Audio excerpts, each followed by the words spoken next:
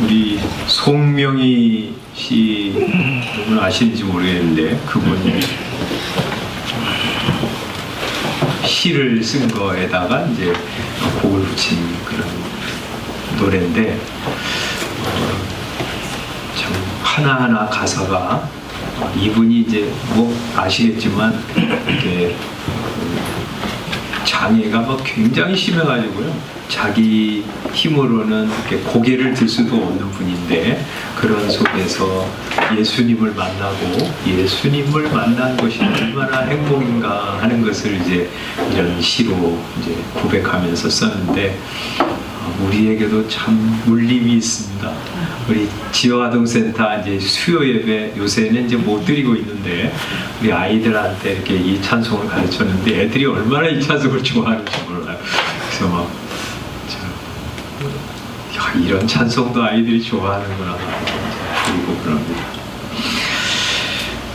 오늘 우리 이사야 43장 1절부터 7절까지 말씀 우리가 읽었는데 우리 지난주에 말이죠 42장 18절부터 보면서 말해도 듣지 못하고 보여주어도 보지 못하는 이스라엘을 향해서 하나님이 참으로 답답하신 그런 말씀을 살펴보았습니다. 이스라엘 백성들은 자기들을 통해서 이루려는 목적이 무엇인지도 모르고요. 또 포로로 잡혀가는데도 불구하고 그 포로된 원인이 무엇인지도 몰랐어요. 그래서 하나님께서 선지자를 통해서 이것을 가르쳐 주십니다.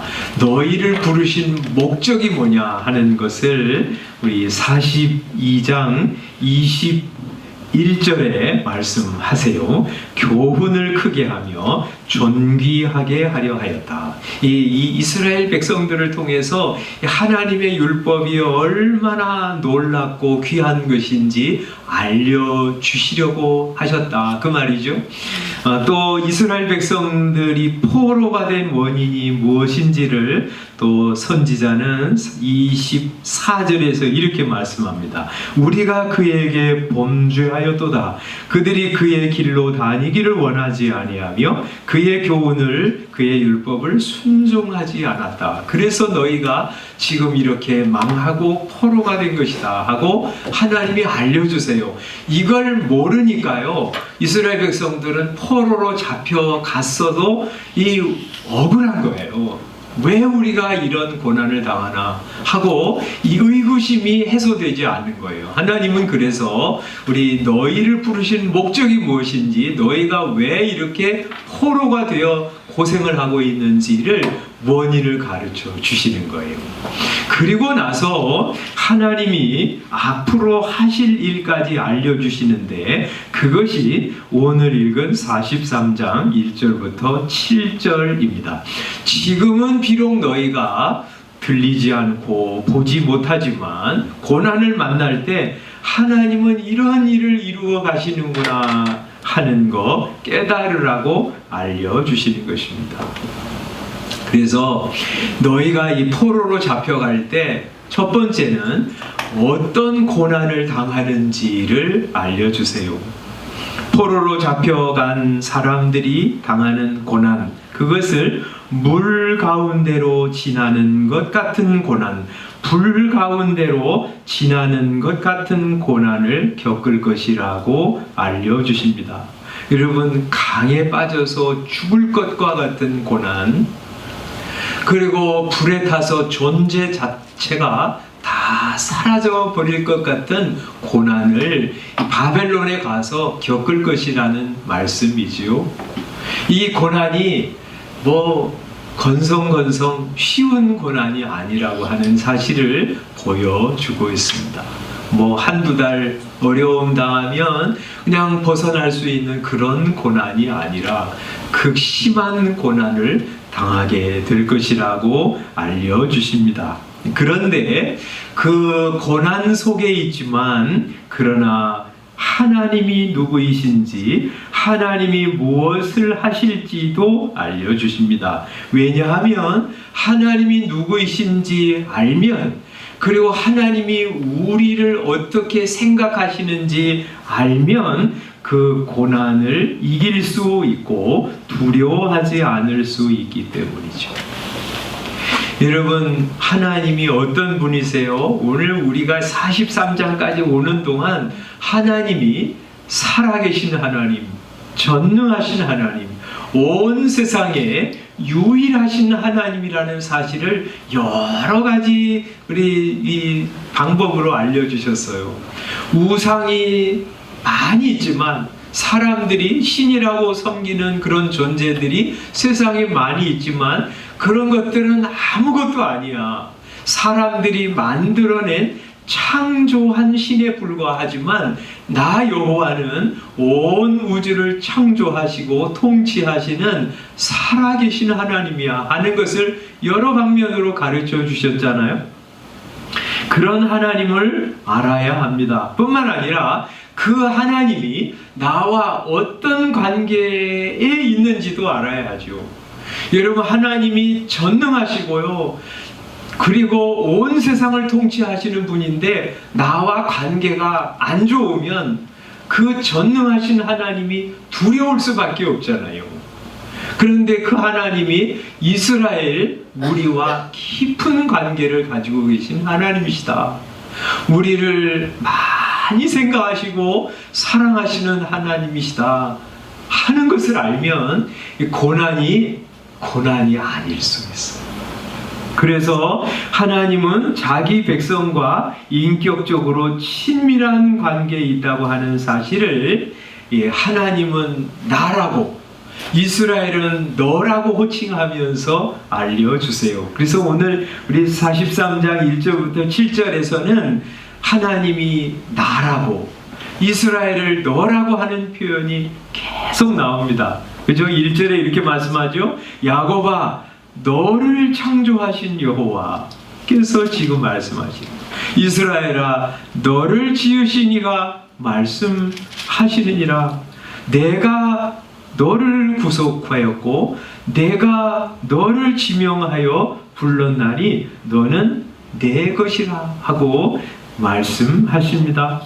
또 3절에 대저 나는 여호와 내 하나님이요 이스라엘의 거룩한 이요 내 구원자이니라 하고 알려주십니다. 또 4절에 내가 내 눈에는 보배롭고 존귀하다, 내가 너를 사랑하였다, 이렇게 말씀하십니다. 또 6절 말씀에 보면 내 아들들을 먼 곳에서 이끌며 내 딸들을 땅끝에서 오게 한다, 이렇게 말씀하세요. 하나님은요, 이스라엘을 어떻게 부르세요? 너라고 부르시고요, 하나님은 나라고 부르세요. 나와 너.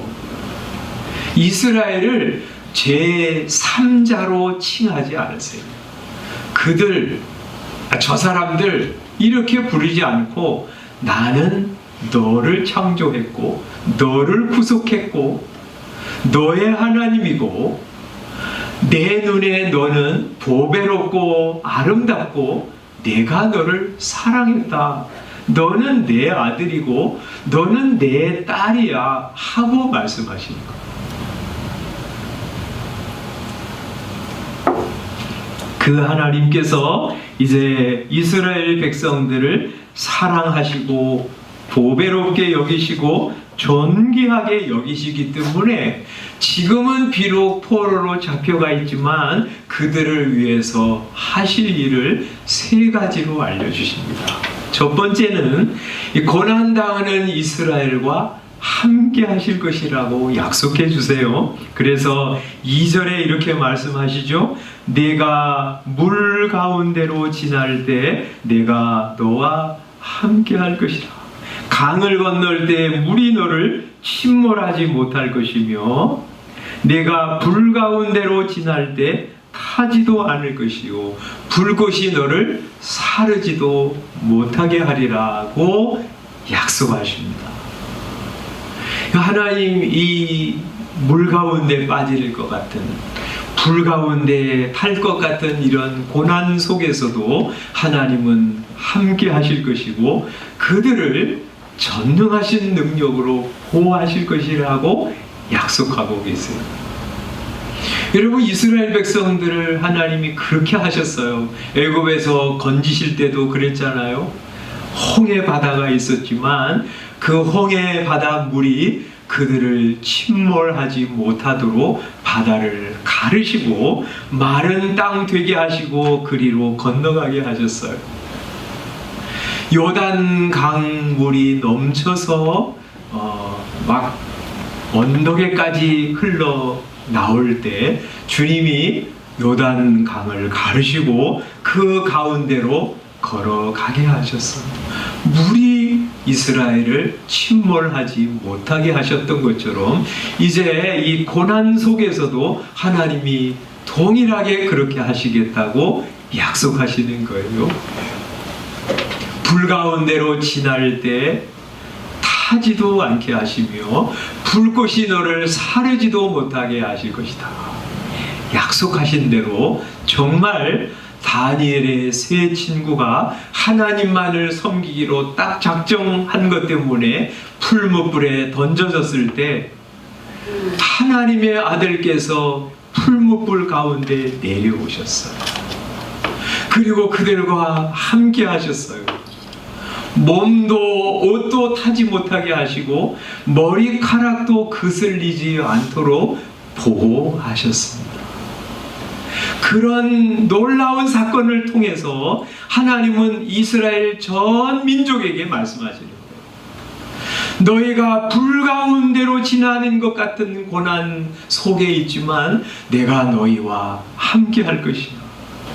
너희를 보호해 줄 거야 하고 보이는 사건을 가지고 말씀해 주시는 거예요.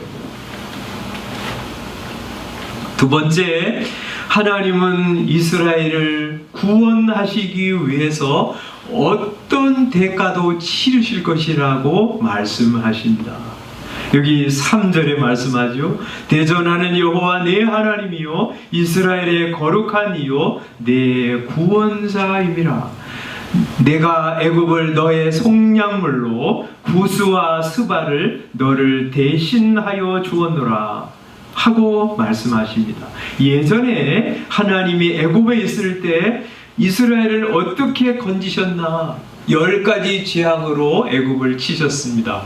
그런데 끝까지 보내지 않습니다. 그래서 마지막으로 어떻게 하셨어요? 애굽의 장자들을 다 죽이시고 그래서 이스라엘을 거기서 건져내셨어요.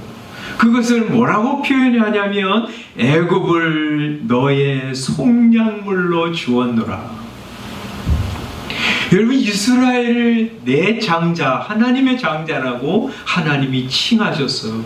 그 하나님의 아들을 내어주지 않으니까 애굽도 사랑하시지만 어떻게 하셨냐면 애굽의 장자들을 다 죽이시고 그래서 그들 대신 이스라엘을 건져내시고,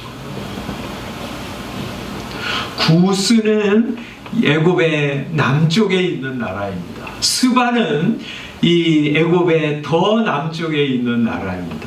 아마 이 애굽의 지배를 받고 있었기 때문에 구스도 스바도 이스라엘 백성들을 괴롭히는데 일조했던 것 같습니다. 그래서 애굽 전역에 있는 구스와 스바의 전역에 있는 맏아들을 하나님이 다 제거하시고 거기서 이스라엘 백성들을 건져내십니다. 이 말씀은 하나님이 어떤 대가를 치르시더라도 자기 백성을 구원하신다 하는 것을 알려주신 거예요. 그래서 앞으로도 그렇게 하실 것이라고 여기 4절에 말씀하죠. 내가 내 눈에 보배롭고 존귀하며 내가 너를 사랑하였은즉 내가 내 대신 사람들을 내어주며 백성들이 내 생명을 대신하리니 하고 말씀하십니다. 여러분, 바벨론은 이스라엘을 포로로 잡아갔습니다. 그리고 그들을 결코 놓아주지 않았어요. 그래서 하나님이 어떻게 하셨어요? 이 고레스 군대를 일으켜서 바벨론을 쳐부수시고 그리고 거기서 이스라엘을 건져내신 거예요. 옛날에 애굽을 부수시고 거기서 이스라엘을 건지셨던 것처럼 이제 조금 있으면 바벨론도 너희 하나님이 부수시고 그 가운데서 너희를 건져내실 것이다 하고 약속하시는 것입니다.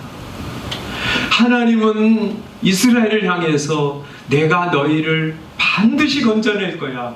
어떤 대가를 치르더라도 너희를 건져낼 거야. 약속하시는 것이.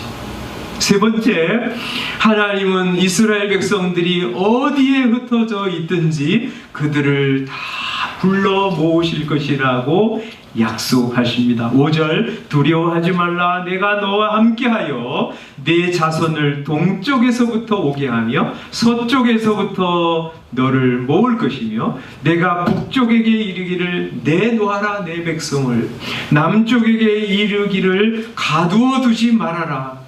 내 아들들을 먼 곳에서 이끌며 내 딸들을 땅끝에서 오게 하며 내 이름으로 불려지는 모든 자 곧 내가 내 영광을 위하여 창조한 자를 오게 하라. 그를 내가 지었고 그를 내가 만들었느니라 하고 약속하십니다.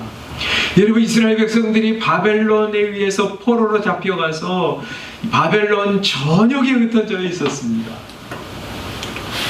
그들이 어디에 있든지 간에 하나님은 저 구석에 있는 이스라엘 백성들이라도 다 불러 모을 것이다. 동서남북 어디에서든지 불러서 가나안 땅으로 돌아오게 하실 것이라고 약속하셨어요. 과연 이 약속 그대로 하나님은 이 고레스가 바벨론을 정복한 후에 이스라엘 백성들에게 너희 하나님을 섬기고자 하는 사람들은 가나안 땅으로 다 돌아가라 하고 귀한 명령을 내렸어요. 그래서 3회에 걸쳐서 이스라엘 백성들이 가나안 땅으로 돌아왔습니다.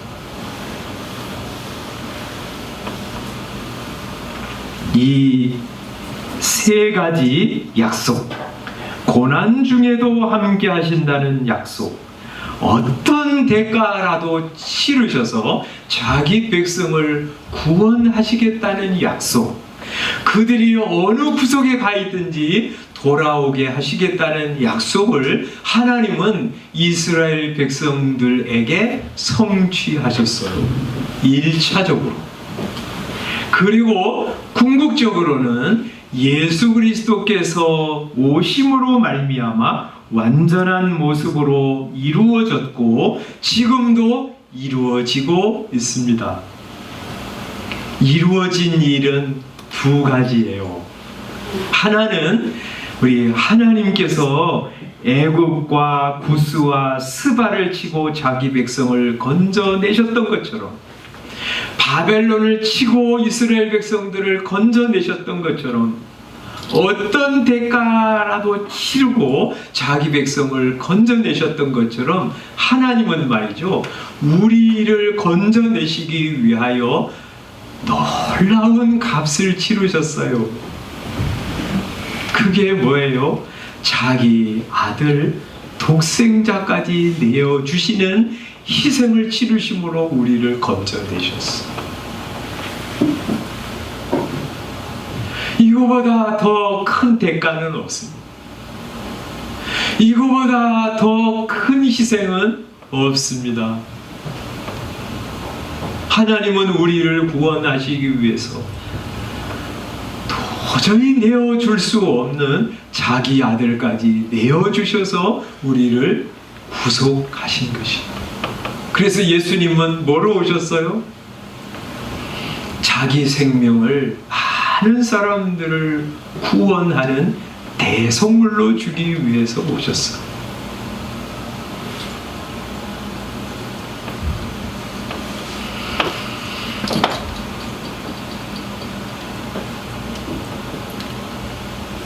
얼마 전에 한강에서 죽은 우리 손정민이라고 하는 우리 의대생, 아버지가 살아 있을 때 그런 카톡 이렇게 주고받은 것 기사에 났더라고요. 너는 나의 기쁨이고 자랑이었어. 또 이제 시신이 발견된 후에 그는 그렇게 말했더라고요. 내가 없는 하늘 아래에서 나는 어떻게 살아가야 할지 모르겠다. 나는 모든 것을 잃어버린 사람이다. 그게 정말 자식을 향한 아버지의 마음, 어머니의 마음이죠. 자식을 잃어버린 것은 부모에게 모든 것을 잃어버리는 것이나 마찬가지, 마찬가지 아니라 모든 것을 다 잃어버린 거죠. 아들을 살릴 수 있다면 그 아버지는 자기 생명 기꺼이 희생했을 거예요. 그죠? 그게 부모의 마음. 하나님이 말이죠, 우리를 구원하시기 위해서 자기 아들을 내어주셨다고 하는 것은요, 우리가 아무리 상상해도 상상할 수 없는 일입니다. 이 세상에 내려가서 온갖 고난과 비참한 그런 죽음을 죽을 것을 하나님이 다 아셨어요. 하나님이시니까 아시잖아요.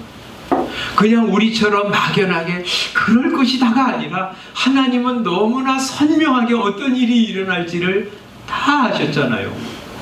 그럼에도 불구하고 우리 같은 사람 구원하시기 위해서 자기 아들을 기꺼이 죽음으로 내어주신 하나님의 사랑.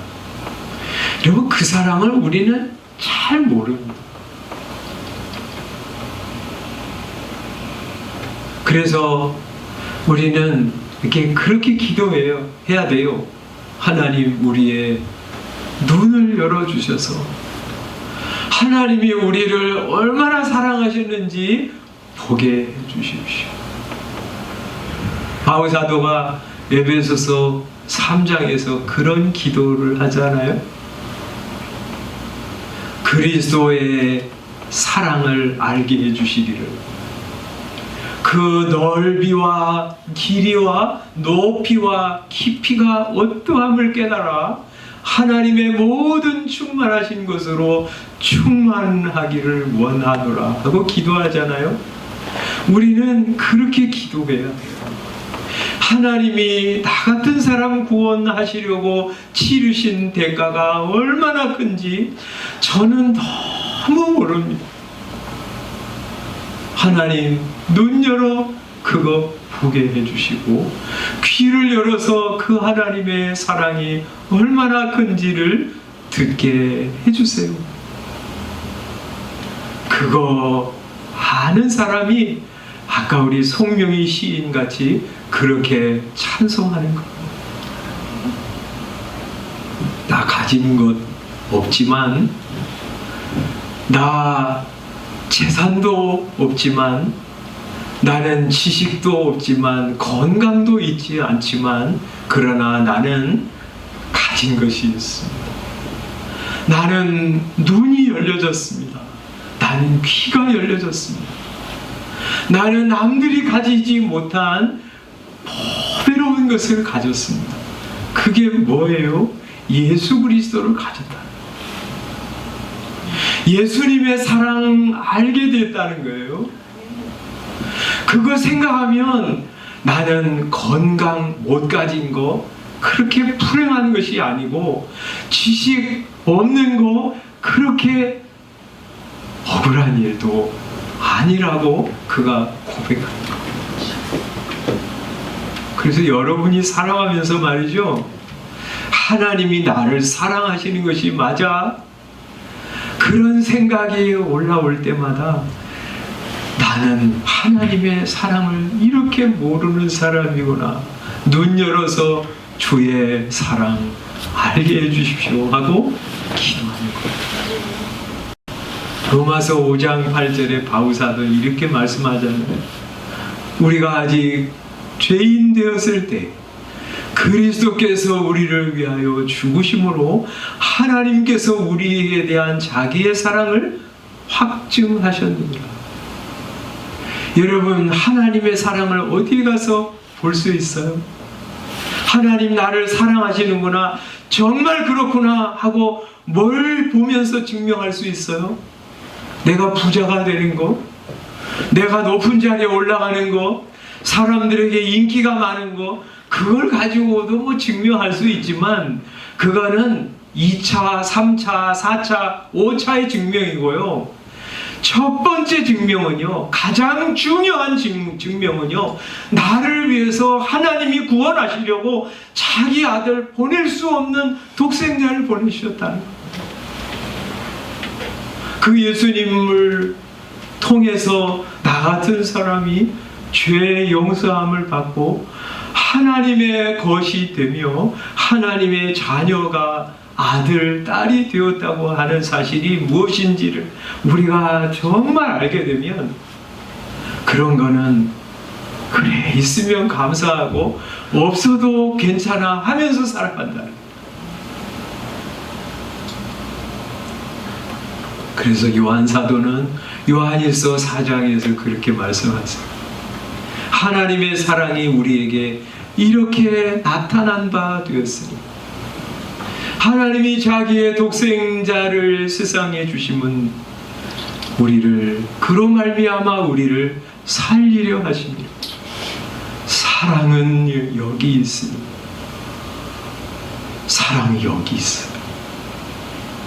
우리가 하나님을 사랑한 것이 아니 하나님이 우리를 사랑하사 우리 죄를 속하기 위하여 화목제물로 그 아들을 보내셨습니다. 그래서 여러분 인생을 살아가면서 되는 일이 없고 하나님이 나를 사랑하시긴 하시나 하는 생각이 들 때요, 하나님께 나아가서 다른 것을 보면서 증명하려고 하지 않고 여러분 독생자를 보내주신 나를 위한 사랑, 그 사랑 알게 해주십시오 하고 기도하면서 나가고요, 그 기도를 들으시고 우리의 눈을 여실 때 그 사랑 알게 되면 다른 것 없어도 나 괜찮아 만족하면서 하나님을 찬양하게 될 것입니다. 하나님이 나를 최고로 사랑하시고 나는 최고로 사랑받은 사람이야 하고 고백하면서 살아갈 수 있습니다. 두 번째, 하나님께서 예수 믿는 사람에게 이루신 것은요, 이거예요. 이스라엘 백성들이 여러 곳에 흩어져 있어도 동서남북에서 그들을 불러 가나안 땅으로 오게 하셨던 것처럼 하나님을 멀리 떠난 우리를 부르셔서 하나님 앞에 오게 하신 거예요. 예수 믿은 사람은 이게 감사의 제목이 되는 거예요. 우리 다 하나님 모르고 살던 사람이잖아요.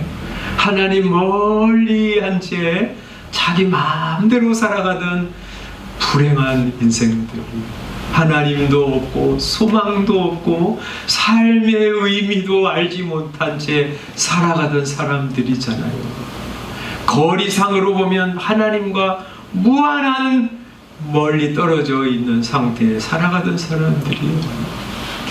하나님이 그런 나 하나님 앞에 불러 모시기 위해서 토마스 선교사님도 보내시고요, 언더우드 선교사님도 보내시고요, 아펜젤러 선교사님도 보내시고요, 사랑하는 친구도 보내시고 복음 전하는 사람 보내셔서 복음을 듣게 하신 것이고요, 복음을 들을 때 아 그래 예수님을 내가 믿어야지 하고 마음을 바꾸게 해주신 것이잖아요. 그래서 예수님 앞에 나와서 예수님을 나의 주님, 나의 하나님이라고 고백한 사람은 하나님의 이 약속의 말씀이 동서남북 어디에서든지 자기 백성을 불러 모으실 것이라는 말씀이 이루어진 사람.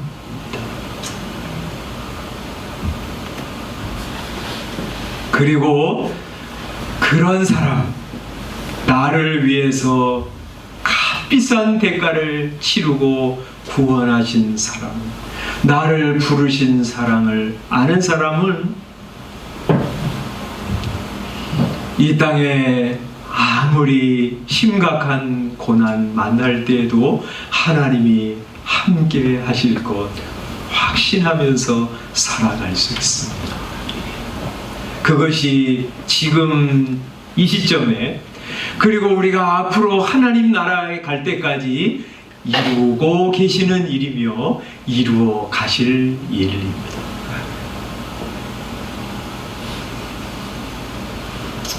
물 가운데로 지날 때 함께 하실 것입니다. 강을 건널 때 물이 우리를 침몰하지 못하게 하실 것입니다. 불 가운데 지날 때 타지도 않게 하실 것이며 불꽃이 나를 사르지도 못하게 하실 것입니다. 하나님은 살아계시고 전능하신 능력으로 성도들을 그렇게 보존하실 것입니다. 보호해 주실 것입니다. 우리는 고난을 이길 것입니다. 고난 안 당해서 고난을 이기는 것이 아니라 고난이 극심해도 나를 사랑하신 그 주님께서 나와 함께 하시기 때문에 고난을 인내하게 될 것이며 결국에 승리하게 될 것입니다. 여러분, 그게 논리적으로도 너무 당연하잖아요. 그죠? 우리를 구원하시기 위해서 하나님께서 값비싼 대가를 치르셨는데 저 멀리 떨어진 우리를 불러서 자기 아들, 자기 딸로 삼으셨는데 고난 받을 때 멀뚱멀뚱 보시겠어요? 그냥 내버려 두시겠어요? 그렇지 않으실 거 아니에요? 반드시 붙잡아 주실 거. 그래서 우리는 물 가운데 불 가운데 빠지는 것 같은 그런 환난을 당할 때도 하나님이 건져내실 것이고 이기게 하실 것을 믿고 가는 거죠. 이 아침에 하나님께서 이스라엘 백성들에게 약속하신 세 가지 약속, 이 결국엔 우리에게 하시는 약속입니다.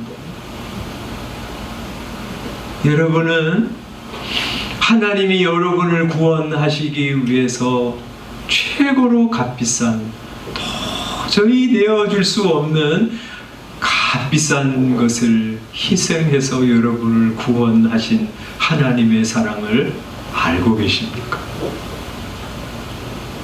그게 희미하면 여러분 눈 열어달라고 기도하시기 바래요. 여러분을 저 구석에서 한 사람 한 사람 건지셔서 하나님의 자녀로 불러주신 하나님의 사랑이 얼마나 섬세하고 크신지 아십니까? 모르면, 희미하면 여러분 하나님 앞에 나가서 기도하세요.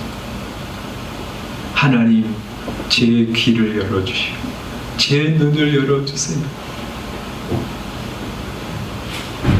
이거보다 큰 복이 없는 줄 알게 해주세요. 하나님이 나를 사랑하신다는 것 확신하면서 가게 해주세요. 그래서 그 하나님이 지금도 나와 함께 하시고 앞으로 우리가 어떤 일을 만날지 모르지만 그때도 분명히 함께 하시고 도우실 것이며 결국에 승리하실 것이라는 것을 확신하면서 그 하나님께 찬송과 영광을 올려드리며 살아가는 그런 저와 여러분들 다 되시기를 주님의 이름으로 축원합니다. 기도하겠습니다.